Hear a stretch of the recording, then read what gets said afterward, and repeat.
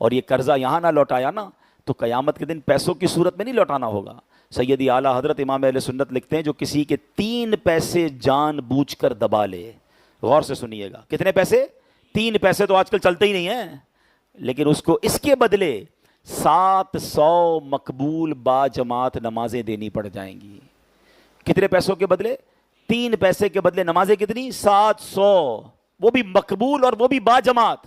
یہ تو پوری زندگی میں ہمیں نہیں پتا ہماری 700 مقبول جماعت والی نمازیں ہیں کہ نہیں، اور ادھر تو لاکھوں روپے ہڑپ کر جاتے ہیں۔ ہاں، یہاں میں ان لوگوں سے بھی ضرور بات کروں گا جو قرضہ لے کر پھر ٹائم پہ نہیں دیتے، یہ نہیں کرنا چاہیے۔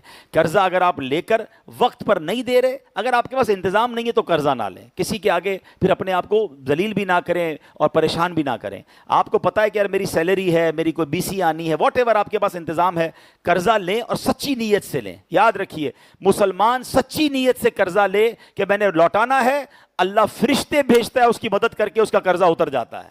جس کی نیت ہی خراب ہوتی ہے، پیسے لے کے دینے ہی نہیں ہے، وہ برباد ہو جاتا ہے، اس کے اور بھی نقصانات ہو جاتے ہیں۔ نہیں، روایتوں میں آتا ہے کہ جو بندہ قرضہ لے اور ٹائم پر نہ لوٹائے اور پیسے ہیں اس کے پاس، بعض اوقات پیسے بھی ہوتے ہیں، خود عمرے کر رہے ہوتے ہیں، حج کر رہے ہوتے ہیں، گھر میں سب چل رہا ہوتا ہے، ہمارے پیسے نہیں دے رہے ہوتے، تو وہ ٹھیک ہے، اگر نہیں دے رہے نا تو روزانہ ہر منٹ گناہوں کا میٹر جاری ہے، اس کی نیکیوں کا میٹر جاری ہے جس کے آپ پیسے نہیں دے رہے، اور آپ کے گناہوں کا میٹر جاری ہے۔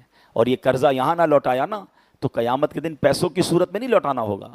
سیدی اعلیٰ حضرت امام اہل سنت لکھتے ہیں جو کسی کے 3 پیسے جان بوجھ کر دبا لے، غور سے سنیے گا، کتنے پیسے؟ 3 پیسے تو آج کل چلتے ہی نہیں ہیں، لیکن اس کو اس کے بدلے 700 مقبول با جماعت نمازیں دینی پڑ جائیں گی۔ کتنے پیسوں کے بدلے؟ 3 پیسے کے بدلے نمازیں کتنی؟ 700، وہ بھی مقبول اور وہ بھی با جماعت۔ یہ تو پوری زندگی میں ہمیں نہیں پتا ہماری 700 مقبول جماعت والی نمازیں ہیں کہ نہیں، اور ادھر تو لاکھوں روپے ہڑپ کر جاتے ہیں، زمینوں پہ قبضہ کر لیتے ہیں، کہتے ہیں جو ہوتا ہے، جو کر سکتے ہو کر لو۔ اللہ کے بندوں، آج تم یہ کر لو گے، کل کیسے لوٹاؤ گے؟ وہ تو امیر ہو جائے گا قیامت کے دن، تمہاری ساری نیکیاں اسے مل جائیں گی۔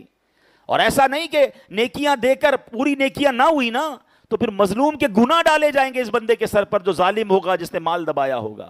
تو قرضہ لیں تو پریورٹی ہو کہ ٹائم پہ لوٹائیں۔ لوگ بدل جاتے ہیں، پہلے پیسے لیتے ہیں، کہتے ہیں حضرت دے دیں، بڑی مہربانی، منتیں، ترلے، اس کے بعد فون ہی نہیں اٹھاتے۔ اب قرضہ، اچھا میں نے ایک سوشل میڈیا پر پوسٹ پڑھی تھی بڑی کمال کی، وہ کہتا ہے پاکستان ایسا ملک ہے کہ جہاں اپنے ہی پیسے واپس لینے کے لیے اپنی کوئی پرابلم بتانی پڑتی ہے۔ کسی کو قرضہ دیا، وہ دے ہی نہیں رہا، پھر بندہ کہتا ہے میری ماں بیمار ہے، یار وہ میں نے پیسے دیے تھے واپس دے دو۔ اپنے پیسے لینے کے لیے اپنی کوئی پرابلم بتا، یار میری فیکٹری میں مسئلہ ہو گیا، جو میں نے قرضہ دیا تھا واپس دے دو۔ بھائی کیوں پرابلم بتانی؟ میرے پیسے واپس کرو اور ٹائم پہ دو۔ تو لینے والوں کو بھی ٹائم پہ دینا چاہیے، اور جو دینے والے ہیں انہیں نرمی کرنی چاہیے۔ یہ کام کرتے رہنا، تھوڑے بہت پرابلم بھی ہو تو کوئی بات نہیں۔ میں آپ کو حدیث سنا کے اپنا بیان ختم کرتا ہوں۔ حدیث پاک میں آتے ہیں گناہگار شخص کی مغفرت ہو گئی، روایتوں کا مضمون ہے۔ تو اس سے پوچھا گیا کہ تو بڑا گناہگار تھا، تیری کیسے بخشش ہو گئی؟ تو بندہ کہتا ہے میرے پاس کوئی نیکی نہیں تھی، بس ایک نیکی تھی، میں لوگوں میں قرض دیا کرتا تھا۔ ایک بندہ رکھا تھا، وہ ہر مہینے جا کر قرض کی رقم وصول کرتا تھا، اور میں نے اپنے بندے کو کہا ہوا تھا اگر کوئی مجبور ہو، پریشان ہو، مہلت مانگے تو اسے مہلت دے دیا کرنا، آسانی دے دیا کرنا۔ مرنے کے بعد مجھے بتایا گیا کہ تو میرے بندوں کو جو آسانی دیا کرتا تھا، معاف کیا کرتا تھا، میں نے تیرے سارے گناہ معاف کر دیے۔ یہ بات سیکھنی ہے۔ اللہ کو بڑا پسند ہے کہ ہم آسانیاں پیدا کریں، نرمی کریں۔ اگر کوئی غریب پریشان ہے، میں نے پیسے دیے نہیں دے سکتا، تھوڑا ٹائم دے دو یار، ہاں کوئی بات نہیں۔ اگر واقعی آپ کو فیل ہو رہا ہے نا کہ یار محتاج ہو گیا، اب اس کے بعد ہے ہی کچھ نہیں، ہو سکے تو معاف کر دو، لیکن آسانی کریں۔ لیکن یہ جو سود والی بات ہے نا، اس سے اپنے آپ کو نکالیں، حرام روزی سے نکالیں، اور پھر دیکھیں اللہ پاک کیسے برکت کے دروازے آپ پر کھولتا ہے۔ تو آج ہم نے قرآن مجید فرقان حمید کی وہ آیت سنی جس میں رب کریم نے ہمیں فرمایا کہ سود حرام، جہنم میں لے جانے والا کام، تجارت حلال۔ تو ہم حلال کی طرف آئیں، حرام سے بچیں۔ کئی لوگ ملتے ہیں اور وہ کہتے ہیں کہ جناب مسئلہ یہ ہے کہ دعائیں قبول نہیں ہو رہی، بہت دعائیں کروائیں، بزرگوں سے کروائیں، مکے بھی گیا، مدینے بھی گیا، میرا مسئلہ ہی حل نہیں ہو رہا، میرا پرابلم ہی سالو نہیں ہو رہا۔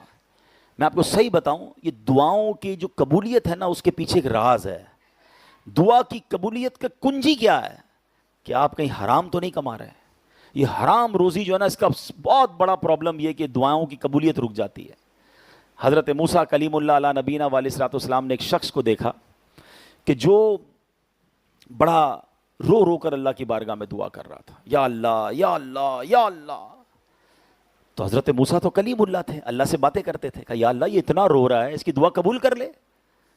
اللہ نے فرمایا اے موسیٰ یہ اتنا روئے کہ روتے روتے مر جائے، یہ اتنے ہاتھ اٹھائے کہ اس کے ہاتھ آسمان کو چھو جائیں، اے موسیٰ میں نے اس کی دعا قبول نہیں کرنی۔ آپ ذرا غور کریں، اور خدا رب العالمین تو سب پر کرم کرنے والا ہے، رونے والے پر تو زیادہ کرم کرتا ہے، مگر فرمایا نہیں کرنی۔ عرض کی مولا وجہ کیا ہے؟ فرمایا موسیٰ یہ کھاتا حرام ہے، جو اس نے لباس پہنا یہ حرام ہے، یہ کماتا حرام ہے۔ اب غور کر لیں، پیسے بہت ہوں، حرام کے ہوں، نہ دعائیں قبول، نہ رب راضی، نہ سکون ہو، کیا کرنا ہے ان پیسوں کا؟ سارا تو میں لے کر بھی نہیں آؤں گا، چھوڑ کے جانا ہے، اور مار سارے کی پڑنی ہے۔ کاش یہ بات سمجھ آ جائے۔ آج نیت کر لیں میرے پیارے اسلام، میرا کوئی بھائی اگر ایسا یہاں ہے جو سود کے کام میں پھنس گیا، پھنس جاتے ہیں بعض اوقات، پھنس گیا ہے کسی اور حرام کام میں پھنس گیا ہے، توبہ کر لیں۔ اور آپ کو لگتا ہے کہ سود کا کام ختم کروں گا تو نیچے آ جاؤں گا، آ جائیں نیچے۔ میں نے دیکھا ہے ماشاءاللہ، میں نے دیکھا ہے کہ کئی لوگوں نے اپنا کاروبار کم کر دیا، اپنے اسٹیٹس کم کیا، فیکٹریاں لون پہ، بینک پہ، سود پہ تھیں، واپس کر دیں، کہ ٹھیک ہے حرام سے چھوڑنا ہے تو چھوڑنا ہے۔ آپ یقین کریں کچھ عرصہ لگا، اللہ نے پہلے سے زیادہ انہیں عطا فرما دیا۔ وعدہ ہے نا اس کا، رحمت کا وعدہ ہے، حلال میں برکت ہے، تھوڑا ٹیسٹ ہوگا لیکن پھر آپ کھڑے ہو جاؤ گے۔ تو ہمت کریں، اللہ کی طرف ایک قدم بڑھائیں، اس کی رحمت 10 قدم بڑھ کر آپ کے ساتھ آئے گی۔ اللہ پاک عمل کی توفیق عطا فرمائے۔